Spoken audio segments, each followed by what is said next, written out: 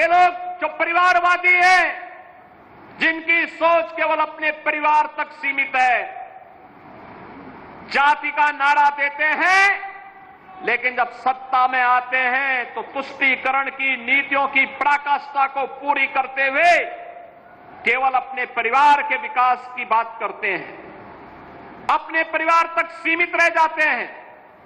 आपने देखा होगा जब 22 अप्रैल को पहलगांव में पर्यटकों पर हमला हुआ था, आतंकी हमला हुआ था, समाजवादी पार्टी के नेताओं के बयान किस किस प्रकार के बयान आते हैं, ये पता लगाने में ही कठिनाई होती है कभी कभी कि ये समाजवादी पार्टी के नेता बयान दे रहे हैं या कोई पाकिस्तान का प्रवक्ता बयान दे रहा है।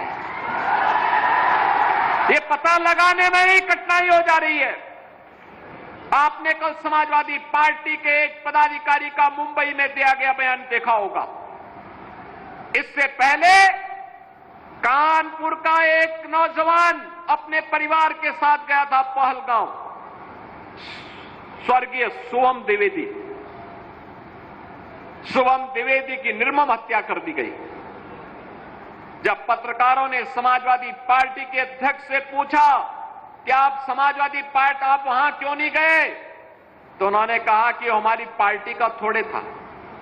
कितना दुर्भाग्यपूर्ण और शर्मनाक बयान है। बहनों और भाइयों, देश की संवेदना होनी चाहिए अपने नागरिकों पर। पूरा देश पार्टी लाइन से ऊपर उठ करके एक साथ इस घटना की निंदा कर रहा है और समाजवादी पार्टी के लोग इस प्रकार का दुर्भाग्यपूर्ण बयान देते हैं, इस प्रकार का दुर्भाग्यपूर्ण बयान देते हैं। पहलगांव की घटना में उनका एक राष्ट्रीय महासचिव बयान देता है, कहता हिंदू ने ही हिंदू को मारा है, यानी पाकिस्तान को क्लीन चिट देने की कुत्सित चेष्टा। उनका एक सांसद उससे भी घटिया स्तर का बयान देता है।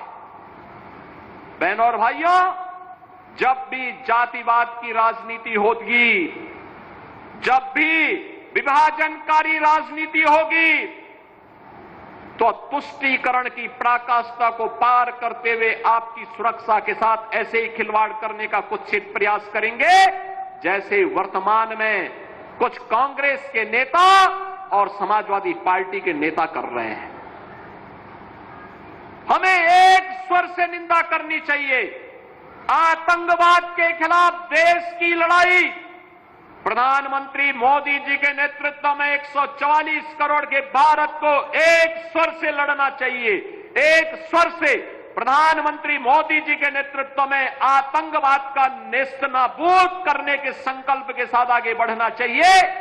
इस संकल्प के साथ अगर हम आगे बढ़ेंगे तो जैसे 10 वर्ष में आपने देश से आतंकवाद को, नक्सलवाद को, उग्रवाद को समाप्त होते हुए देखा होगा, ऐसे ही जो थोड़े तत्व सिर उठाने का प्रयास कर रहे हैं, इनके भी जहन्नुम में जाने के दिन बहुत शीघ्र सामने दिखाई देंगे। और इसीलिए बहनों और भाइयों, आज हम सब आपके बीच इसी बात को लेकर के आए हैं। आखिर देश के बारे में कुछ तो दायित्व होने चाहिए, एक तो सीमा होनी चाहिए, सार्वजनिक जीवन में एक लक्ष्मण रेखा तो होनी चाहिए। जब राजनीतिक पूर्वाग्रहों से ऊपर उठ करके हम देश के बारे में सोचें, समाज के बारे में सोचें, जनता जनार्दन के बारे में सोचें, लेकिन उस संकुचित सोच के साथ कार्य करने वाले लोगों से उम्मीद नहीं की जा सकती, उनसे ये उम्मीद नहीं की जा सकती।